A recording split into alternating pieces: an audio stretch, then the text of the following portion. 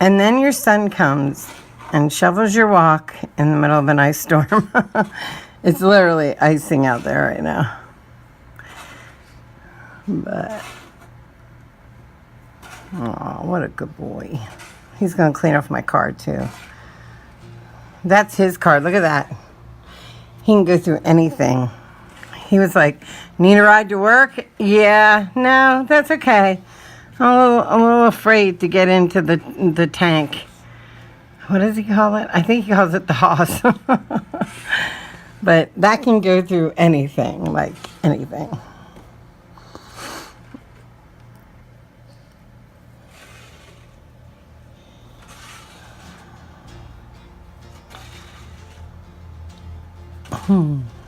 The neighbors.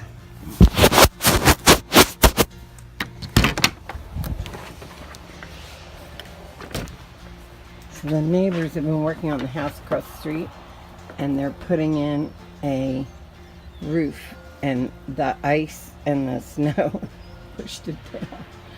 So they're gonna have a lot of work to do.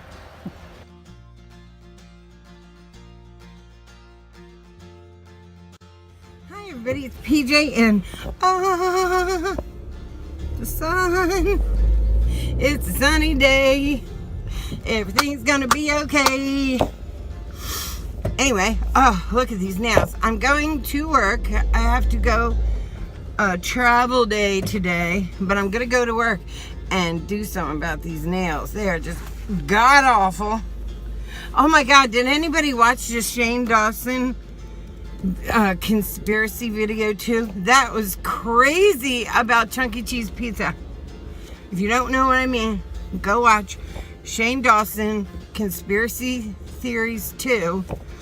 And I love them. There's 2 of them he's gotten done already, and they're like movie length videos on YouTube, which is crazy, but holy shit, like every story is like, what? But they went, hold on. So they went to Chunky Cheese to prove this out, right? Because they wanted to prove out whether or not Chunky Cheese takes pizza slices and like matches them up and gives you a pizza that isn't really a whole fresh pizza. It's just a remade pizza from little kids' fingers. Like, seriously. So, that is a conspiracy theory on the web. Like, you can look it up, and there's all these pizzas that you can see are not the same slices. Like, you don't have to be a genius to look at it and say, yeah, that's not from that pizza. But like, so the theory is that when they, let's say you leave 3 pieces of pizza sitting at your table when you leave Chunky Cheese, right? And so the server comes around and like looks at them and checks them to see if they're usable. And if they are, they take them back to the kitchen. And so the next, let's say it's pepperoni. So the next person, look at this hair. It's driving me crazy because like the white in it's ridiculous up here. So then they take it back to the kitchen, and instead of tossing it out the way they should, they match it to the next pepperoni pizza that's coming out. And so you'll have, or they just take a bunch of random pieces that are pepperoni, put them together, sprinkle cheese on, stick them in the oven to heat them up, and serve them to you, even though they were on somebody else's table. So when they did the, here, I'll put a picture of what I'm talking about.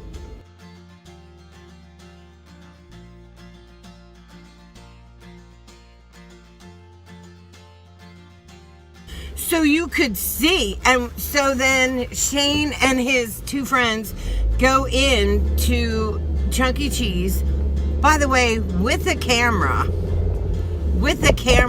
like, you would think that was somehow illegal considering pedophiles would like just walk into Chunky Cheese, no kids in hand, they had no kids with them, and just start filming. That would be scary, right? Anyway, they did it, and so when their pizza came, they had two of them. One looked like the whole pizza, like that it was like a single. I think they got 3 pizzas. One looked kind of normal. The other two, okay, so they have like Chuck E. Cheese has this like single like pizza cutter. They don't cut them with like a pizza cutter like we have, the roller kind. They cut them with like a single long blade that they just go boom, boom, boom, boom, like to make all the slices, right? So the first thing they did was they tried to line up the slices, and they don't line up. Like, so if you cut the pizza in half, there was no like, one of them was like, looked like 2 pizzas, like one half was cheese, one half was pepperoni. Okay, but when you put the 2 together, the 2 halves of the pizza, it didn't look like they made one pizza and put different toppings on this than this. It looked like 2 completely separate pizzas that they cut in half and sliced together and then pushed together. Now, with that being said, that wouldn't be so bad if they did that. 2 brand new, fresh pizzas. One is a pepperoni pizza, one is a cheese pizza. You cut it in half, put half and half. But the next one was all one topping. And I forget what it was, but like literally there were pieces of pizza that were like that much shorter than the one next to it. So if you lined up all the tips of the pizza in the middle, you had like the crust, and then it dropped down like that. Oh my God, it was crazy. And then if you try, he went and got like a ruler kind of thing, and he tried to line up all the slices, and none of them lined up. Like, none of them. Like, I don't care what you're thinking. It was totally not real. Like, you looked at it and you're like, what the fuck? A line would like start this way and then be like that. Like, there was no way to make the line with the cutters they use. So it was like, even if you had a pizza cutter, like just a regular pizza cutter, it would be very hard to have made the slices. And then when you put the pies together, like whether it's up or down, you put them together, 2 of the pies had like where another slice of pizza should have been. Like, if the circumference is X, then you would need to fill in that circumference. And once they put all the sides of the pieces of pizza together, there was like that much missing. But it did not look like the same pizza. I know this is probably so stupid, but I would hate to think that that's what they do. They take pizza off of somebody else's table and literally make a pizza out of all those stinky, sneezed on, fucked up. And then on David Dobrik's channel, Ilya, his friend, said that he worked at Chuck E. Cheese and cut his finger, and he was scared to tell the manager, and he bled all over like 6 pizzas, and he was afraid to tell the manager because he thought he would get in trouble his first day. So people like ate his blood. Makes me not want, and that's always been me, man. First off, if you're gonna eat out, don't piss off your waiter. What's that about? I've been with more people in my life that have been like, fuck this, take this back. Yeah, if that was me in the back, well, no, I wouldn't. I would never, because first off, I don't like food that much. Like, I love food, but I don't like food like that, you know? And, but, like, that I would cook or something. I don't even cook it out. But, like, oh my God, to bleed on people's pizza. And I've seen horrible videos of what people do to food. So, like, fast food places, stuff like that, never. Even in good restaurants, like in the back, there's rats and this and that. I mean, it's just, like, kind of scary. And then, when I do my training, I train about what it takes. Part of my training is what it takes to feed and give water to this many people in one area. Like, we aren't hunter-gatherers anymore. We don't live out of our gardens, and we don't even know how to, unless you're the only people that would survive like a disaster is the Amish, because because they understand how to live off the land. We don't. We're so needy. So when I train about what is in water that the government says, rightfully so, won't kill you, but it isn't what you want to drink. So when you like are drinking water, that water, let's say, has chlorine. You can smell it. It smells like a pool.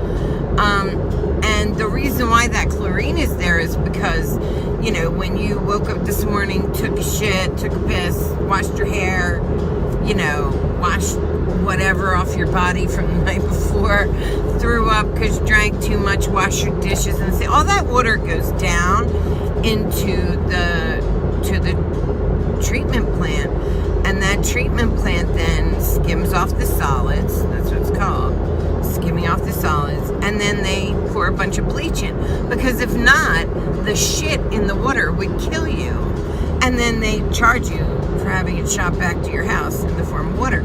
I mean, I'm being very rough about it, but that's really what happens, because there is no magical water people that come around. Like, water is water, and you recycle that all the time.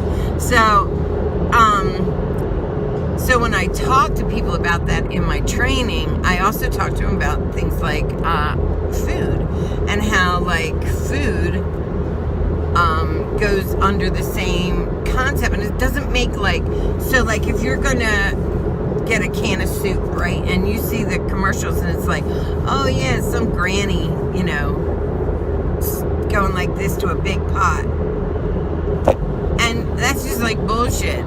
The vats they make soup out of are bigger than our entire complex where I work. Like, it's huge.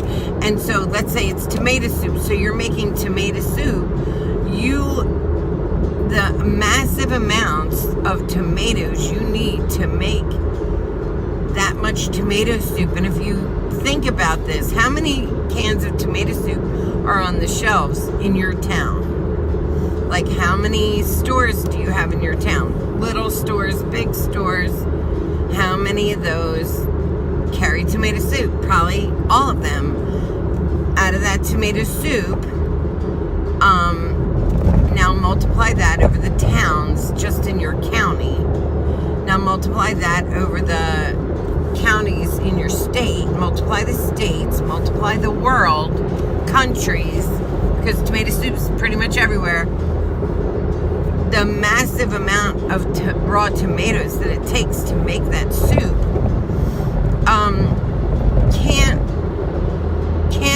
you can't be sure that there's no spider legs in there. You can't be sure that there's no rat hairs or cockroach eggs or this eggs or that eggs, because in order to provide that much soup for that many mouths, you give up on purity because there's no choice. Now, they make sure it can't hurt you. They put it in these sealed pressure cooker, basically, and humongous. And they seal it, and they put so much pressure on it that it melts away the spider legs and eggs and cockroach wings and all the things that are allowable by our government to be in that soup. That doesn't make the government bad, and it doesn't make the soup company bad, because there's no other way to do it. That's why we inspect, so that, you know, somebody comes out, they inspect that lot of soup, and they look through a microscope and see how many parts per million, whatever, of all these things are in there. And then after they do that, they deem it, yep, you can eat this. So, by the way, there's 9 rat hairs. You're allowed 9 rat hairs in every can of tomato soup. That does not make them wrong. It makes them doing the best they can. So that's why, anyway, with water, similarly, which is what I deal with, is environmental stuff. With water, that's also the truth of it. They're not bad. The companies aren't bad. They're doing what they can to house, feed, deal with, give water to, give food to this massive amount of people that no longer live out of their gardens, that no longer make their own tomato soup. So that all being said, with Chunk E. Cheese, like these places that make food for little kids, like how much time and care are they putting in? And is it just easier if you have half a pie here and half a pie there and a piece of pie there to not whip off some of the toppings and throw it in, throw some cheese on it and stick it in? I mean, it was pretty amazing, and that freaked me out. Like, I was like, what? The truth is, if you want to eat out, make sure you can watch people cook your food. That's the smartest way. And then you see what they're doing. That doesn't mean that the people that were handling food before are doing the right thing.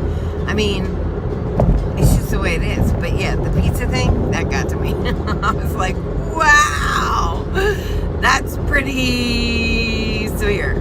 So go watch it. It's really good.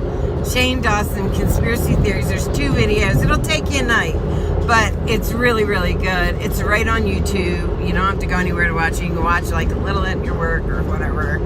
I don't know, work, but you know what I mean. And go have fun watching it. That's all I got for today. Bye.